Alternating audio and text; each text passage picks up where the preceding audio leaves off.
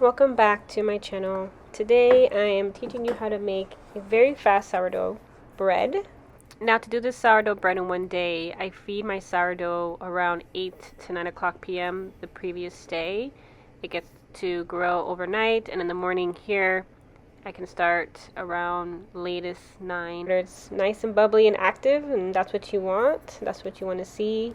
And so I start off by placing 200 grams of sourdough starter in a bowl, and then I put 700 grams of warm water. I mix it with my Danish whisk, which I love. It's super essential for me. And then I go and put 1,000 grams of organic all-purpose flour into my stainless steel bowl. There's a reason why I use these specific items when making my sourdough starter, and I will make sure to link all that in the description below. But here I'm just showing you my scale that I use to make sure I put the exact 1,000 grams of flour. You can put half whole wheat, half all-purpose, half bread flour, half all-purpose. I've done those.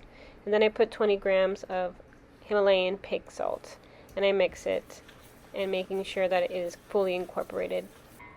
Now, when it comes to the dough, it's going to look shaggy. It's going to look exactly how you see. And after my Danish whisk, I go ahead and I use water to mix the dough from here on forward. So you will see me here wetting my hands and getting a little bowl of water next to me so I can continue to dip my hands in water and fold the dough into itself. Now, when it comes to sourdough, I mean, there's so many ways you can do it, but what I like to do is continue to wet my hands to work the dough. The dough will stick to your hands. It's going to happen, but with the water, it lessens that. So I just fold the dough into itself, into at least a ball of dough that looks shaggy. I then place a tea towel or any kitchen towel over my bowl and let it sit for about 20 to 30 minutes. And that just lets the dough rest and prevents it from drying out.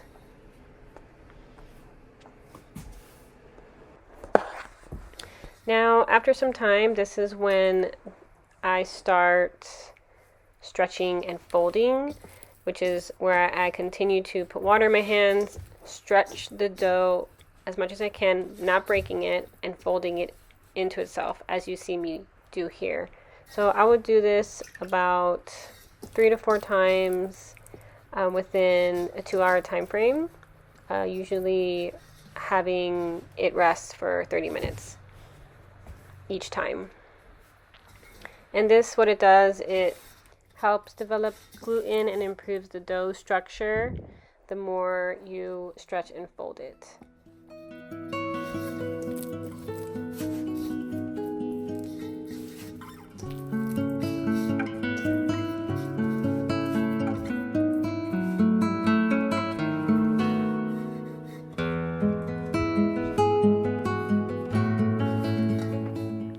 After I perform my last stretch and fold, I do let it rest for one more time, and then I place the dough in my translucent quart food storage container. Like I said, I'll put all my supplies down in the description, and I place it in a warm spot in my kitchen. Okay, 2 hours later, the dough has risen a little bit. We were like a halfway point here, now we're at 2 liters. Reminder that it is slow because it's not yeast, it's naturally rising itself. So I'm gonna give it another 2 hours and see if we can rise a little bit more, and then we can start shaping the dough. So not too bad. 2 hours later. Now we're at 4 hours and it's all the way up to almost 3. So we're good to go to start shaping. So also you want to look for is you still have that kind of lump. It's not flat, it has a puffiness to it. It's not flat, so it still has like a round shape. So it's good to go. I then go ahead and place my dough on a surface without any flour, and I cut the dough piece in half. So you can make 2 loaves with this recipe. So as soon as I cut the dough, I just try to fold it into itself, making a dough ball. This is very high hydration for me, so the dough is going to be sticky. You could use some flour if you really wanted to. If it was very sticky and very hard to handle, the flour does help the dough when it comes to handling better. But as you see here, I'm going to fold it in itself. As you see, it's really sticky, and I use that scraper, which is very, very helpful. So I'm just trying to shape the dough the best way I can, where it's in a nice dough ball. I do use water also to help handle the dough. It is really sticky, so I most likely will use flour for this dough to help.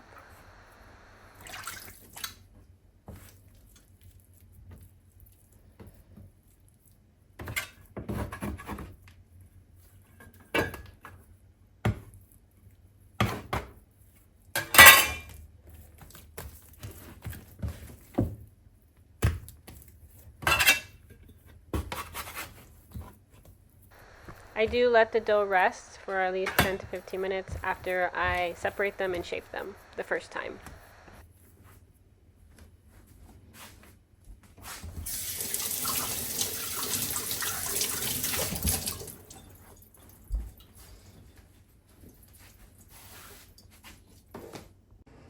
Now after the dough has rest, I go ahead and I shape it again.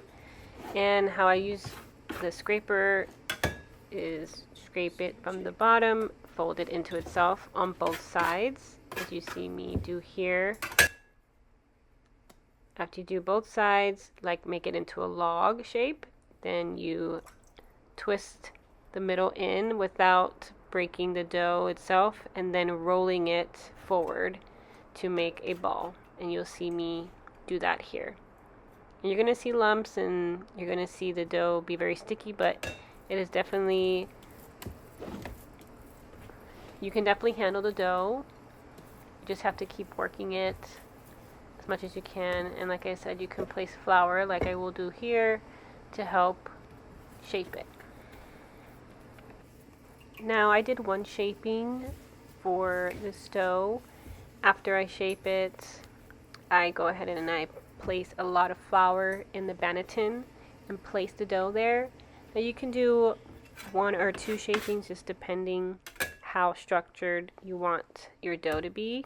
Here I wasn't very picky, it was late, and I decided to do 1 more shaping as you see here, and then place it in my banneton with a lot of flour. You have to make sure you put a lot of flour in whatever you're placing your dough in to proof, so it will prevent it to stick.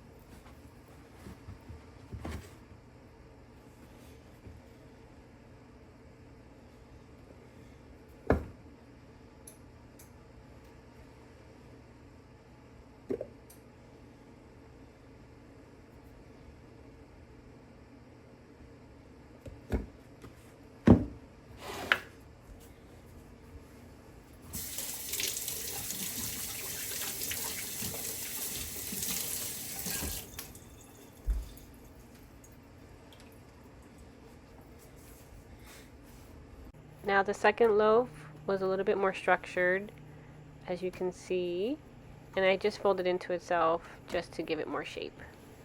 And I go ahead and place a lot of flour and place it in the banneton.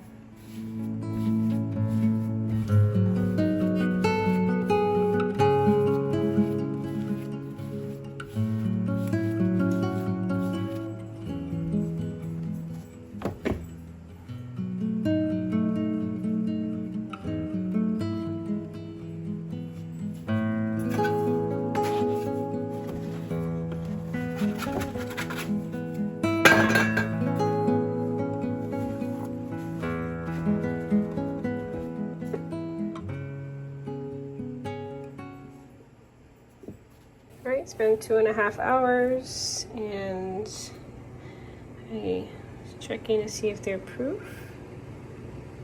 Bring back but it stays, so that's good. Let's bring back and it stays. So they are proofed. They did rise a little bit. So I have my oven heated to 500 degrees Fahrenheit with 2 cast irons in it, and I will go ahead and start scoring these. Now to score the sourdough, I placed it on my sheets of parchment paper and I held it with jars because it just kept flying up. I put some flour on top and used my score here to make marks and make a great big slice into the dough. You can get fancy and do a design, but the dough wasn't really structured that much to hold the design if I really wanted to, so I just did something on it. As long as you put a good deep strike into the dough so it can bake successfully, that's all you really need. And while the oven is preheated to 500 degrees, that gives me time to do this.